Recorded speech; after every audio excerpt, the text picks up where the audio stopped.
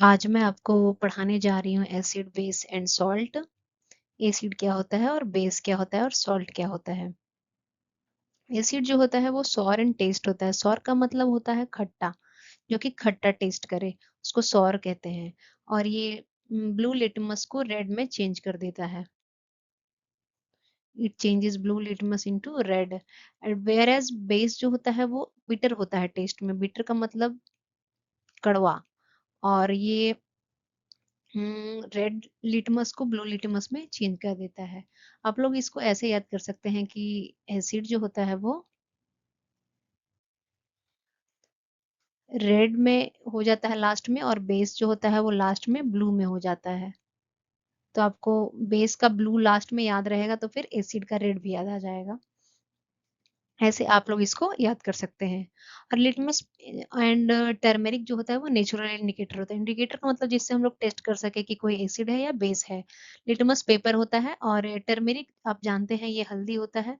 आप लोगों ने देखा होगा कि जब हमारे टी शर्ट पे कोई करी का दाग लग जाता है तब उसे हम लोग धोते हैं, तो उसका कलर जो है वो रेड में चेंज हो जाता है। यानी कि इसमें एक रिएक्शन हुआ है जिसके कारण एसिड बेस से रिएक्ट किया है और ये रेड में चेंज हो गया है। मिथाइल ऑरेंज और फेनोलेफेथिन जो होता है वो सिंथेटिक इंडिकेटर है। सिंथेटिक इंडिकेटर का मतलब जो ये मैनमेड है, जो मैनमेड बनाया गया है। और एसिड और बेस जो है एक दूसरे के इफेक्ट को नलिफाई कर देते हैं, यानी कि कैंसिल आउट कर देते हैं। इसका मतलब क्या हुआ? जैसे हम लोग जब ओवर ईटिंग करते हैं तो हमारे स्टमक में ज़्यादा एसिड हो जाता है, उसके कारण डाइजेशन अच्छे से नहीं हो पाता है। तो फिर हम लोग बेस ऐड करते हैं, इनो खाते हैं या फिर इनो पीते हैं, या फिर डाइजेशन के लिए हम लोग डाइजीन एक आता है सिरप, वो पीते हैं, जिससे कि हमारे स्टमक में बेस जा सके और एसिड एंड बेस एक दूसरे के इफेक्ट को कैंसिल आउट कर सके और डाइजेशन अच्छे से हो सके। There are some substances who changes order. Order का मतलब होता है जो स्मेल, स्मेल जो चेंज करता है। बहुत सारे ऐसे सब्सटेंस होते हैं जो स्मेल चेंज करते हैं जब एसिड और बेस के साथ वो रिएक्ट करते हैं। उसमें से एग्जाम्पल है onion, clove and vanilla. Onion and clove and vanilla जो है वो एसिड के साथ रिएक्ट करता है तो अलग स्मेल उसका जनरेट होता है, और जब बेस के साथ रिएक्ट करता है तो अलग स्मेल जनरेट होता है। अब हम लोग चलते हैं अगले स्लाइड पे। अब मैं आपको बताती हूँ कि मेटल कार्बोनेट, जब मेटल हाइड्रोजन कार्बोनेट रिएक्ट करते हैं एसिड के साथ तो ये क्या बनाते हैं। ये मेटल कार्बोनेट और मेटल हाइड्रोजन कार्बोनेट जब एसिड के साथ रिएक्ट करते हैं तो सॉल्ट बनाते हैं, कार्बन डाइऑक्साइड बनाते हैं और वाटर बनाते हैं। ये सारे रिएक्शन जो है ये मैंने एनसीईआरटी से लिए हैं, तो ये सारे बेसिक हैं। आप इसको अपना नोट्स बुक में लिख कर रिविजन के लिए रख सकते हैं। NaCO3 जब हाइड्रोक्लोरिक एसिड के साथ रिएक्ट करता है तो NaCl बनाता है, सॉल्ट बनाता है H2O एंड CO2। NaHCO3 जब HCl के साथ रिएक्ट करता है तो NaCl बनाता है, H2O बनाता है एंड CO2 बनाता है।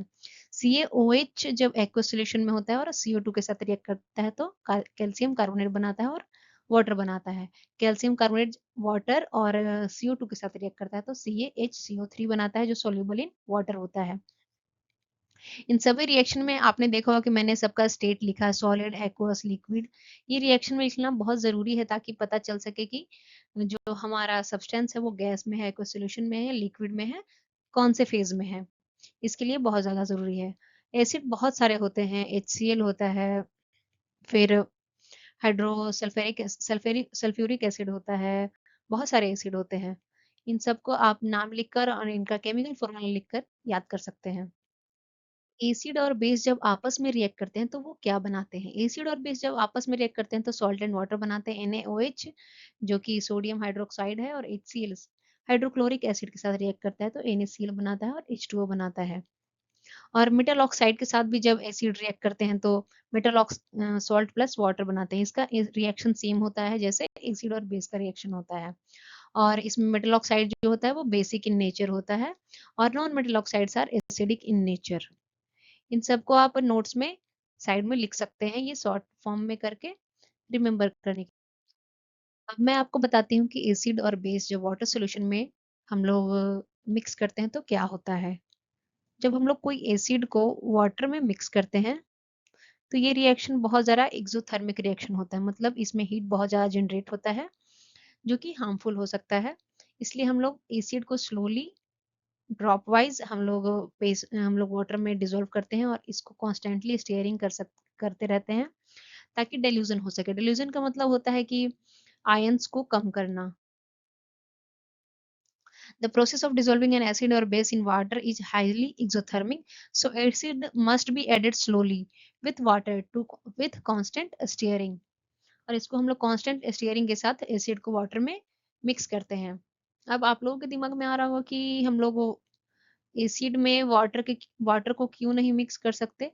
तो ये रिएक्शन बहुत ज़्यादा एक्सोथर्मिक होगा और इसके कारण जो हमारा बीकर है वो भी टूट सकता है और जो एक्सपेरिमेंट कर रहे हैं उनके लिए भी ये हार्मफुल हो सकता है।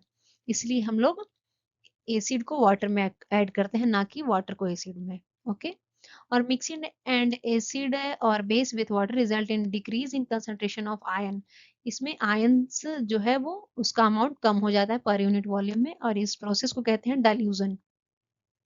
अब हम लोग देखते हैं कि एसिड HCl हाइड्रोक्लोरिक एसिड जो वाटर के साथ रिएक्ट करता है तो H3O बनाता है पॉजिटिव में और Cl माइनस में बनाता है। और H प्लस आयंस जो होता है वो अलोन नहीं रह सकता है, ये फर्दर रिएक्ट करता है H2O के साथ और H3O प्लस बनाता है। Na सोडियम हाइड्रोक्साइड जो होता है NaOH वो रिएक्ट करता है H2O के साथ तो Na प्लस आयंस बनाता है और OH माइनस आयंस बनाता है। आयंस बहुत इंपॉर्टेंट है, ये इलेक्ट्रिसिटी के लिए बहुत इंपॉर्टेंट है। जैसे इलेक्ट्रिसिटी कंडक्ट करवाने के लिए आयंस का होना ज़रूरी है। Positive ion plus negative ion का भी रहना ज़रूरी है। पॉजिटिव आयन को हम लोग कैटायन बोलते हैं और नेगेटिव आयन को अनायन बोलते हैं। H प्लस आयंस ये OH माइनस के साथ रिएक्ट करता है तो H2O बनाता है। Thank you. अब हम लोग चलते हैं अगले स्लाइड पे। पीएच वैल्यू क्या होता है? पीएच वैल्यू एक मेजरिंग स्केल है जिसपे हम लोग हाइड्रोजन आयन कंसंट्रेशन को मेजर करते हैं और ये 0 to 14 में मेजर होता है और higher the hydronium ion concentration lower is the pH value. इसका मतलब है जितना हाइड्रोनियम आयन ज़्यादा होगा पीएच वैल्यू उसका ही उतना ही कम होगा। तो 0 to 7 हम लोग लेते हैं एसिड को और 7 को हम लोग एज ए न्यूट्रल भी लेकर चलते हैं और 7 to 14 जो होता है वो बेस होता है, ये होता है। और ह्यूमन बॉडी जो है 7 to 7.8 के बीच में रहता है ह्यूमन बॉडी। और एसी ट्रेन जो होता है वो 5.6 के अप्रॉक्स रहता है। आप लोग इसको शॉर्ट फॉर्म में भी याद कर सकते हैं, बहुत सारे एग्जाम्स में आता है। ये कुछ नेचुरल एसिड्स हैं और उसके सोर्सेस हैं, इसको आप अपने नोट्स में लिख सकते हैं। विनेगर होता है उसमें एसिडिक एसिड होता है, ऑरेंज होता है उसमें साइट्रिक एसिड, टेमरिन जो होता है उसमें टार्टरिक एसिड होता है और टोमेटो में ऑक्जेलिक एसिड, कर्ड में लैक्टिक एसिड होता है और लेमन में साइट्रिक एसिड। और एंट स्टिंग जो हम लोग को चींटी काटती है उसमें मेथनोइक एसिड होता है और निटल स्टिंग में भी मेथनोइक एसिड होता है। ये इतने सारे एसिड्स के नाम थे। अब फर्दर मैं अपने अगले वीडियो में पीएच वैल्यू के बारे में फर्दर एक्सप्लोर करूंगी। Thank you so much.